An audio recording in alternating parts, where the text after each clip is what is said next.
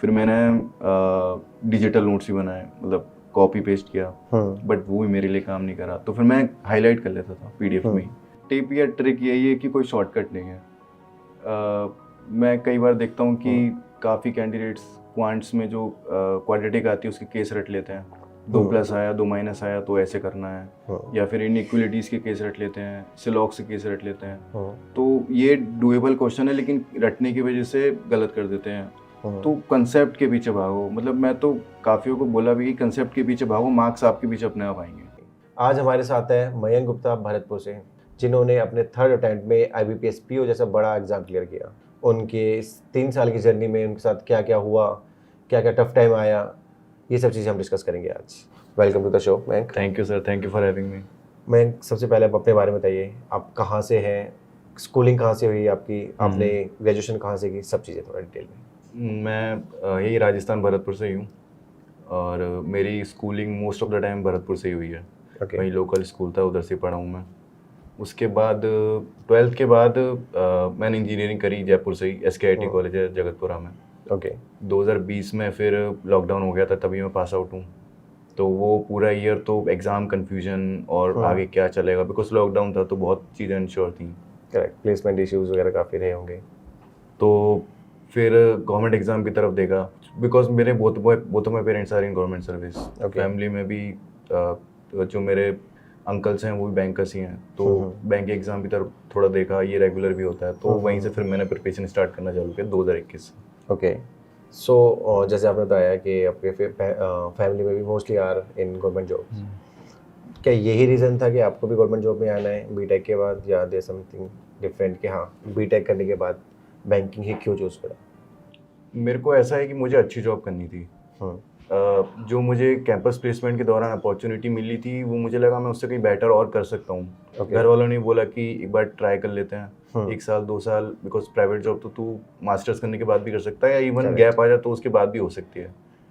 और आजकल तो काफ़ी ऑनलाइन कोर्सेज वगैरह आ रहे हैं, तो even after gap you can easily switch. तो फिर मैंने सोचा एक बार ट्राई तो देते हैं। और बैंकिंग एग्ज़ाम्स, मतलब जीके वॉज नॉट माई फोटे, मतलब हिस्ट्री पॉलिटी, तो इसीलिए फिर मैंने यूपीएससी, सिविल सर्विसेज या फिर स्टेट सर्विसेज या एनी एग्ज़ाम जिसमें जीए वगैरह आते हैं वो मैंने छुए ही नहीं। और बैंक के एग्ज़ाम्स उसमें रीजनिंग, क्वांट और करंट अफेयर्स वगैरह आती है, that was the thing I can, तो मैंने ये टच किया।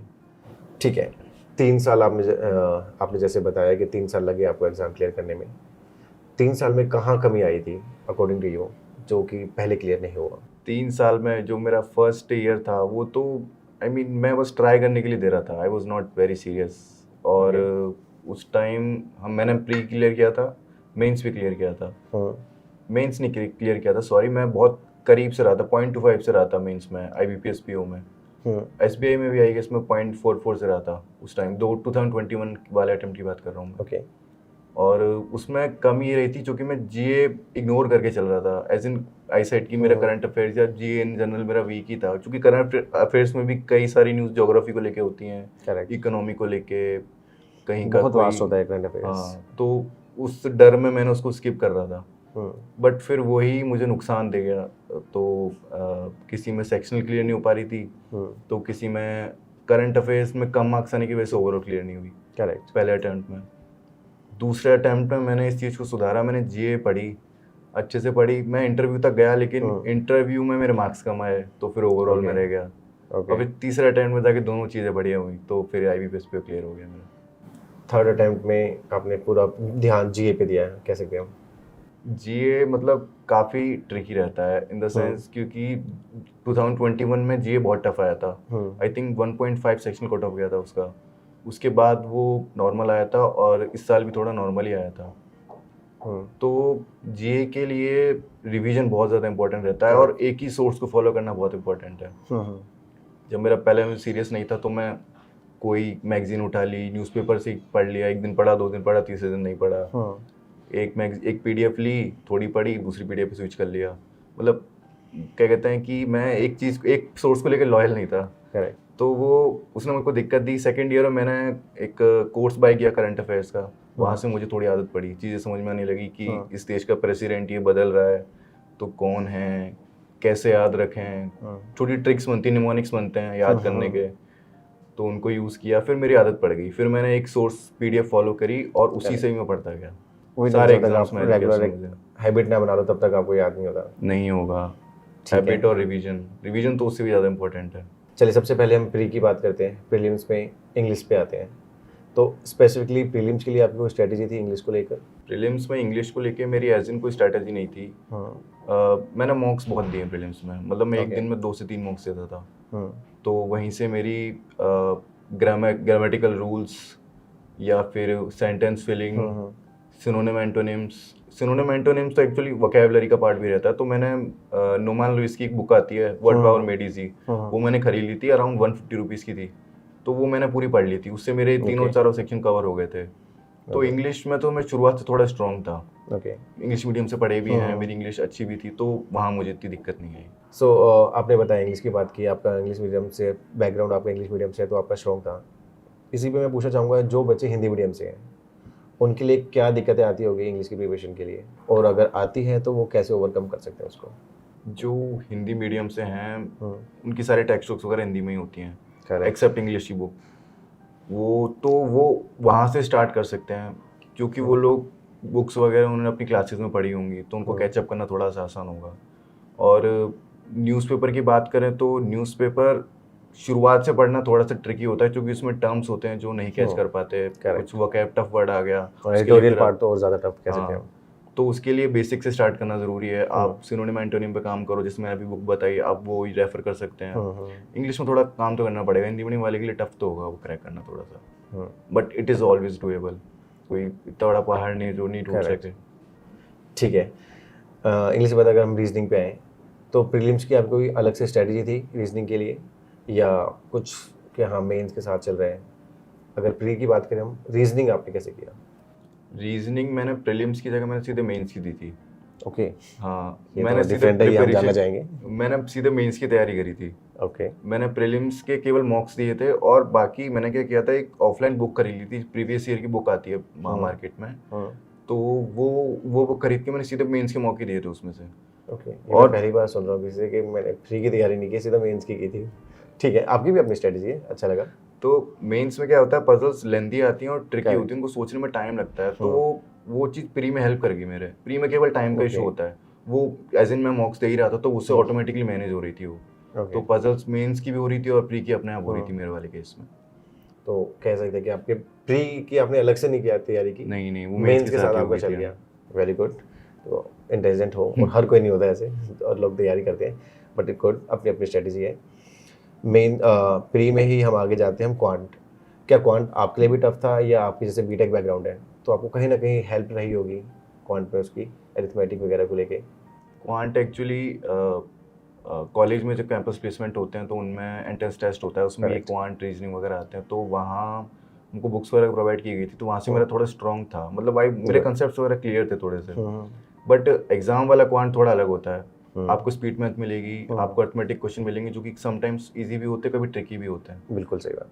तो उस केस में हाँ, डेफिनेटली क्वांट थोड़ा दिक्कत तो देती है, बिकॉज कट ऑफ सी देखे तो 1.5 जाती है, एग्जाम से बाहर आते ही सब रो रहे होते हैं कि ये क्वांट्स ने गेम खराब कर दिया, हम तो इजी सोच के आए थे, सेक्शनली नहीं निकलेगा। तो क्वांट्स का ऐसा है कि LRDI वाला पार्ट में जनरली स्किप कर देता था, जो इजी क्वेश्चन होते थे स्पीड मैथ्स वगैरह के, उनको पहले कर लिया। तो मतलब वो ऐसे क्वेश्चन होते थे कि वो इजी होते थे, डूएबल होते थे, तो वो तो करने ही है। करेक्ट। यदि वो स्किप हो गए तो आप गेम से बाहर हो जाओगे, फिर जो सब कर रहे हैं वो तो आपको करना ही है। उसके बाद आता है एडवांटेज, कि जो कम लोग कर रहे थे आप वो करो तो आपको वहाँ एडवांटेज मिलेगा। और आपका क्या एडवांटेज था? मेरा एडवांटेज था कि मैं LRDI कर लेता था, उसके बाद मैं मार्क करता चलता था पढ़ के एक बार कि ये एट दैट मोमेंट डूएबल नहीं है, लेकिन जब मैं वापस लौट के आऊँगा तभी डूएबल है। करेक्ट। तो वहाँ मैं उसको चीज़ को कर लेता था। नाइस। इससे मेरे को एक क्वेश्चन याद आया कि किसी भी एस्पिरेंट को 360 डिग्री पूरा सिलेबस कवर करना ज़रूरी है, या कुछ छोड़ सकते हैं हम चीज़? मेरे वाले केस में रीजनिंग मैं कुछ जैसे ट्री वाला पजल आता है एक बॉक्स वाला, वो पजल मेरे से कभी सॉल्व हुआ ही नहीं, मतलब इजी होता था तो हो जाता था। हाँ, फैमिली ट्री टाइप आता था, बॉक्स में ट्री बन के आते थे, तो वो कभी इजी आता तो सॉल्व हो जाता था, बाकी मेरे से नहीं होता था। तो मैं बाय डिफॉल्ट यदि वो दिख जाता था, क्योंकि 1-2 बार SBI वाले एग्जाम में आया भी था वो, मैं उसको छोड़ ही देता था, रिस्क ही नहीं लेता था बिल्कुल, मतलब ऐसे देखा 5 सेकंड हुए स्किप। रिस्क वो नहीं मॉक लेना टेस्ट में आपको बिल्कुल। पता लग जाता है कि हाँ। मुझे ये क्या चीज़ अच्छे से आती है क्या नहीं आती है, आई थिंक। उसके बाद बड़ी बड़ी पजल होती थी, वो पढ़ने में उनको इतना टाइम लग जाता है, इससे बढ़िया छोटे क्वेश्चन 2 हो जाते हैं। करेक्ट। तो वो चीज़ स्किप कर देता था, टाइम बचता था तो वापस आ जाते थे, वरना आई ट्राई कि मिसलिनियस क्वेश्चंस हो जाएं, जो अपने कोर्स ऑफ एक्शन वाले क्वेश्चन आते थे, स्टेटमेंट वाले, वो हो जाएं। मतलब वो भी रिस्की होते हैं बट उनसे मार्क्स मिल जाते हैं यदि आपकी अंडरस्टैंडिंग अच्छी है तो। सो मयंक, अब हम जानना चाहेंगे आपका शेड्यूल क्या होता था, सुबह से लेकर रात तक आपने क्या टाइम टेबल बना रखा था, कैसे कैसे आप टाइम देते थे हर सब्जेक्ट को? मेरा ऐसा कोई फिक्स नहीं था, मतलब लग रहा है कि इस सब्जेक्ट में वीक हूँ तो ये उठा लिया, अगले दिन लग रहा है कि ये तो पीछे रह गया तो ये उठा लिया, तो काफ़ी हौश पौश हो जाता था कई बार। काफ़ी कैजुअली लिया था क्या आपने? हाँ, मतलब ये मैं कैजुअली पढ़ रहा था।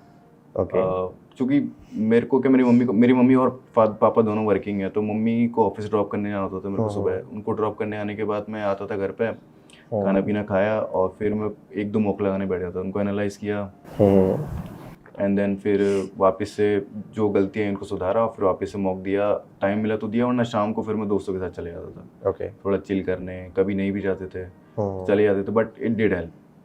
फिर आप शाम को आए और मेंस के मॉक देता था मैं शाम को, मतलब रात को, जो कि 2 घंटे शांति के मिल जाते थे रात को, कोई डिस्टर्बेंस नहीं होता था, शांति रहती थी, ट्रैफिक का नॉइस नहीं है, ना कोई दोस्त फ़ोन कर रहा है, ना घर वाले परेशान करेंगे कि बेटा बाहर से ये ले आ, बाहर से वो ले आ, कहीं जाना भी नहीं है, मतलब मार्केट पूरा बंद है, आपका दिमाग कहे कि बाहर जाना तो भी नहीं जा सकते, तो एकदम शांति की चीज़ें मिल जाती थी।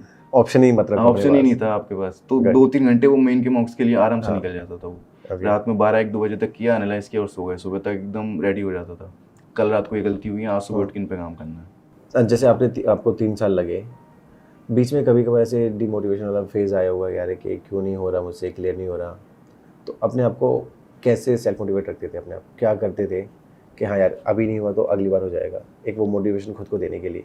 जब मेरा सेकंड अटेम्प्ट में नहीं हुआ था, मैंने बहुत एग्जाम्स दिए, IBPS, SBI, RBI और AA एयरपोर्ट अथॉरिटी का भी, और सेम पैटर्न पे जितने भी एग्जाम से IDBI, मेरा किसी में नहीं हुआ था। तो सेकेंड ईयर एंड में मैंने सोचा गिव अप कर देता हूँ मैं। ओके।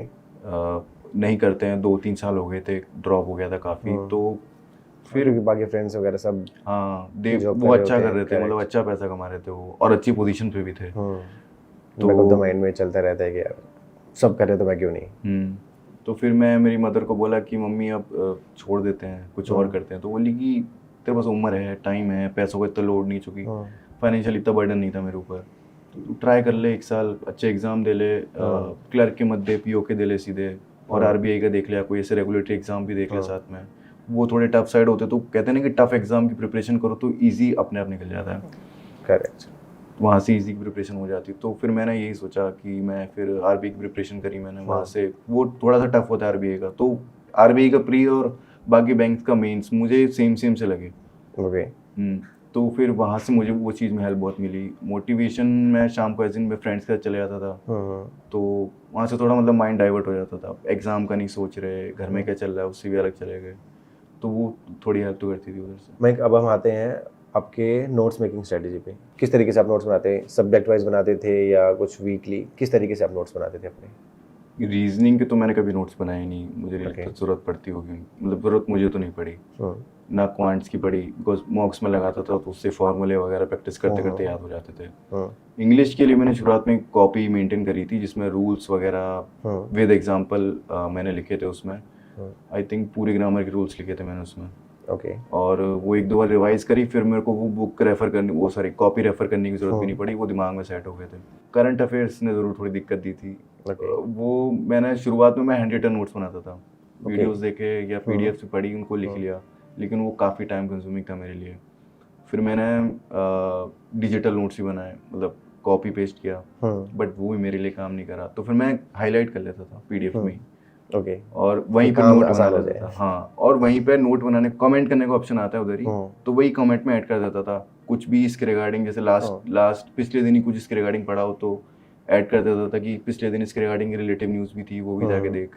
ऐसे करके मेरे लिए एक तरीके का डायरेक्शन हो जाता था कि हाँ पिछले दिन पे भी जाना है, तो मार्क किया, हाईलाइटेड ही पढ़ता था फिर मेरे विजन में, और वीकली पढ़ता था मैं, तो वहाँ से काफ़ी हेल्प मिली नोट्स मेकिंग में। आपने खुद के हर तरीके से स्ट्रेटजी बनाई अपनी, और आई थिंक हर स्टूडेंट का अपना होता है, सुनो सबकी, करो अपनी वाली बात। एक्सपेरिमेंट करने पड़ते हैं वहाँ। करेक्ट, तब जाके एक अच्छी स्ट्रेटजी बन पाती है शायद।